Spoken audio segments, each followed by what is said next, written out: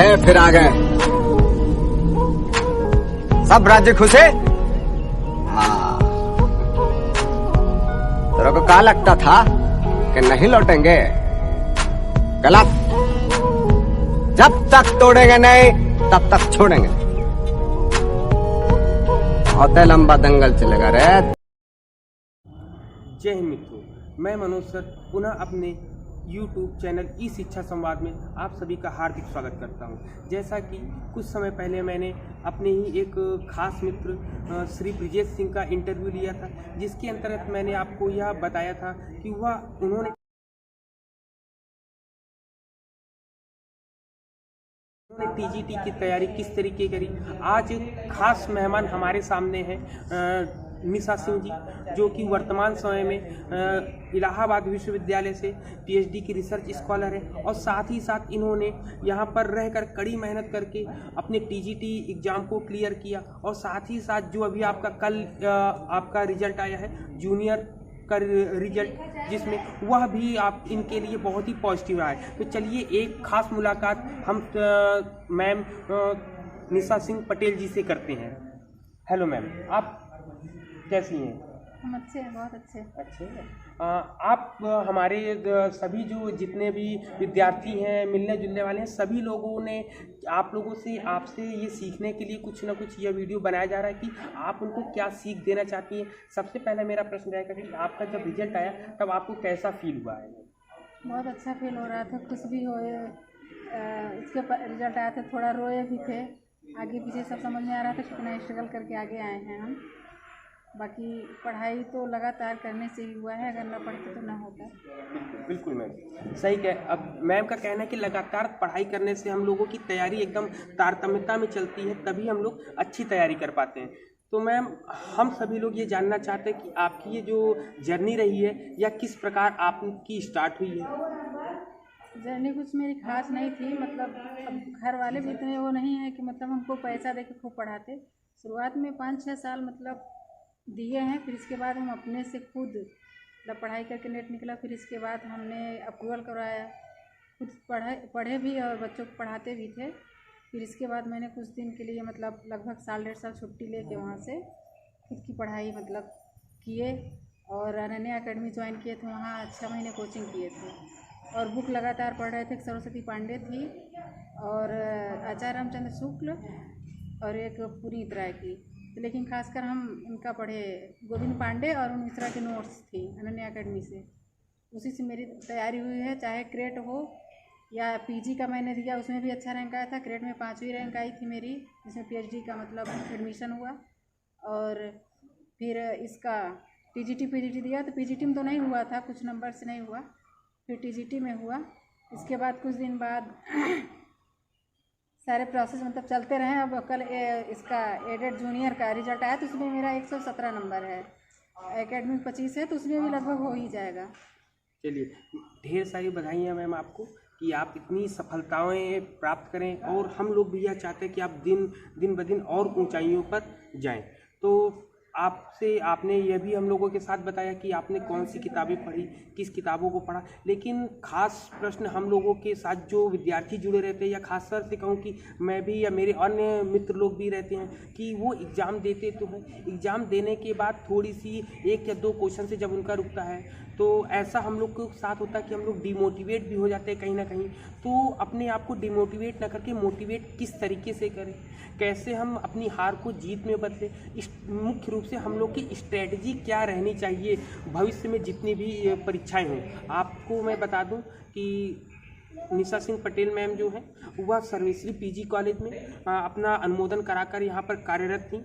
उसके पश्चात ही इन्होंने पीएचडी इनका इनरोल हुआ इलाहाबाद विश्वविद्यालय में और इनकी पूरी की पूरी पढ़ाई जो है इलाहाबाद विश्वविद्यालय से रही। तो हम सभी लोग जानना चाहते हैं कि खास योजनाएं क्या थी, हम लोग की स्ट्रेटजी क्या थी आपकी? एग्ज़ाम के पहले मैं 3-4 महीने से पहले से मतलब पढ़ रही थी। सर की जितनी नोट्स थी पूरी पढ़ लिए और मोटी सी यूथ का वो था सॉल्व पेपर था, उसको मैंने पूरा एक तरफ से एक तरफ पूरा अपने सॉल्व किया। फिर इसके बाद मैंने वही यूट्यूब से 3-3, 4-4 घंटे का वो था वीडियो था, तो उसको मैंने पूरा देखा, उसको बार बार रिवाइज किया। जितने मतलब रचनाएँ थी लेखकों की सब उसको मतलब याद करना और जो क्या कहते हैं उनका सन ईस्वी है या उस रचना का विषय क्या है, ये सब देखना बहुत ज़रूरी है।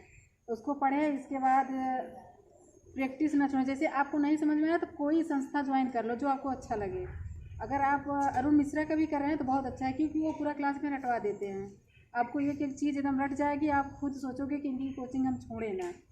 इसलिए मतलब लगातार पढ़ाई करिए, प्रैक्टिस करिए, तभी होगा। इधर उधर भटकिए ना, कोई क्या कह रहा है उसका सुनिए ही नहीं। अगर कोई आपकी बुराई भी कर रहा है तब भी मत सुनिए, अगल बगल का ध्यान देंगे तो आप भटकेंगे। बिल्कुल, मैम का कहना है कि हम लोगों को अगर तैयारी करनी है, किसी एक चीज़ पर विश्वास करके उस पर निरंतर चलते रहना चाहिए, क्योंकि जब हम एक ही रास्ते को लेकर चलते हैं तो हम लोगों को वह चीज़ें कुछ समय बाद हम लोग उसमें अपने आप को उस माहौल में ढाल लेते हैं।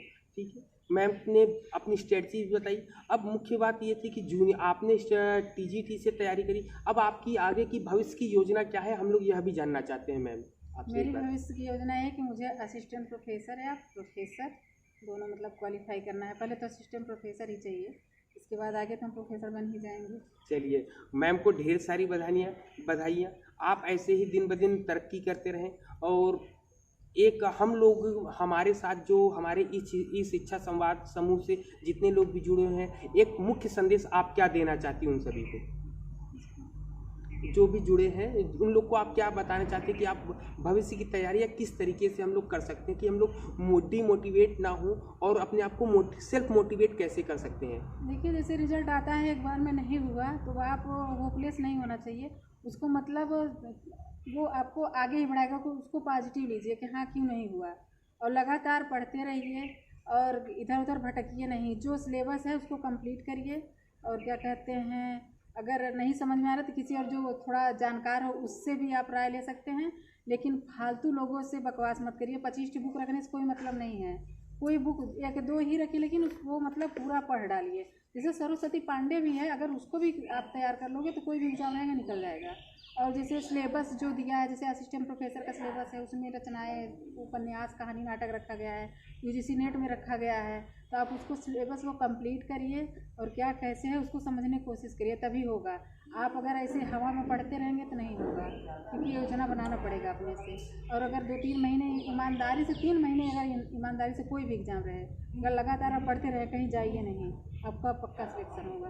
क्योंकि मैं यही की हूँ, 2 महीने इतना पढ़ दी हूँ कि कोई भी एग्ज़ाम इस बार दी हूँ, चाहे GIC को असिस्टेंट प्रोफेसर वाला हो और TGT PGT जूनियर, सब एग्ज़ाम मेरा मतलब बहुत अच्छा गया है। सब इतने में वो कोई ज़्यादा नहीं, वो पहले से तो जो मैंने पढ़ा था वो सब अरुण मिश्रा की देन थी कि अभी तक मेरी जो हिंदी है बहुत अच्छी है, उनकी वजह से। उन्होंने बहुत अच्छा से पढ़ाया है, तो इसका ज़्यादातर तो श्रेय उन्हीं को जाता है, क्योंकि मैं जो भी एग्ज़ाम दी हूँ रिटेन में सबसे ज़्यादा नंबर पाई हूँ हर जगह। बहुत बहुत बधाई की पात्र है मैम। आपने बहुत ढेर सारी मेहनत करी है, दिन प्रतिदिन आपने हिम्मत नहीं छोड़ी है और काफ़ी समय से आप ईमानदारी से पढ़ाई करेंगे, ईमानदारी से पढ़िए। माँ बाप अगर पढ़ा रहे हैं तो उनको धोखा मत दीजिए, लगे रहिए, होपलेस मत होइए, तभी आप आगे बढ़ोगे। और दुनियादारी चक्कर में पढ़ोगे तो कुछ नहीं होगा। बिल्कुल सही मैडम कह रही हैं। इसी पर कुछ पंक्तियाँ मुझे याद आ रही कि असफलता एक चुनौती है, इसे तुम स्वीकार करो, क्या कमी रह गई देखो और सुधार करो, जब तक ना सफल हो नींद चैन को त्यागो तुम, संघर्ष का मैदान छोड़कर मत भागो तुम, क्योंकि कुछ किए बिना ही जय जयकार नहीं होती, कोशिश करने वालों की कभी हार नहीं होती। तो मैम ने हम लोगों को बताया कि किस तरीके से हम लोग संघर्ष कर सकते हैं। अब असफलताएं मिलती हैं तो असफलताओं को सफलता में बदलने के लिए आपको दिन प्रतिदिन अपने आप में डेवलप करना पड़ता है, अब नई नई चीज़ों को लाना पड़ता है। ठीक है, तो बहुत बहुत धन्यवाद मैम आपका हम लोगों के साथ जुड़ने के लिए। हम लोग फिर इसके बाद फिर जिस किसी का भी बहुत अच्छा होगा, जिनका भी, मैं उन सब का लेकर आपके सामने जरूर उपस्थित होऊंगा। इसी के साथ सभी को एक बार फिर से इस शिक्षा संवाद YouTube चैनल में मैं आप सभी का स्वागत पुनः करता हूं और आशा करता हूं कि इस वीडियो से आपको बहुत कुछ सीखने को मिलेगी, आपको आपकी तैयारी में बहुत सहायता मिलेगी। इसी के साथ जय हिंद।